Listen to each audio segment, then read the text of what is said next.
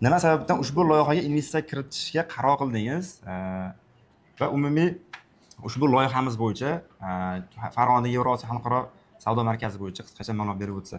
他说你为什么决定投资这一项目？就是关于这个菲尔干的这个项目，你给一些信息出来。这是一个非常好的问题。我们公司团队呢，在中亚市场历时3年时间的考察时间，我们最终决定在费尔干拉的这个地区做这个亚欧国际商贸中心这个项目。我们对这个项目是非常有信心的。那信心的来源主要有以下几个点。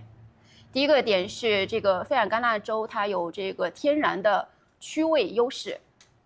首先，费尔干纳州它处于这个费尔干纳盆地，然后它拥有人口密集的这个人口以及这个比较高的这个消费的需求。Unda hozir tarjima qilib beradi. Ana shuni olasiz, telefonda gapirasiz. Juda ham yaxshi savol berdingiz deydi. Biz bu Farg'onaga kelayotgan oldin 2-3 yil davomida chuqur o'rganib chiqdik deydi.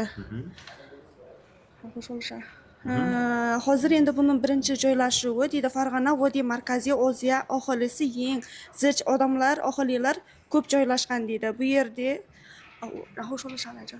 从哪里？哪里？就你刚刚说的。有3个方面的这个信心的来源。Hozir aytyapti, bu yerga kelib investitsiya qilatimizning 3 ta sababi bor deydi. Birinchisi joylashuv deydi. Bu endi Farg'ona vodiyida aholilar eng ko'p joylashgan. Eng ko'p aholi joylashganligi, to'g'ri, zichligi tomonidan Andijonga yetolmasa ham, lekin yer maydoni va odamlar soni bo'yicha vodiyda birinchi o'rinda turadi Farg'ona.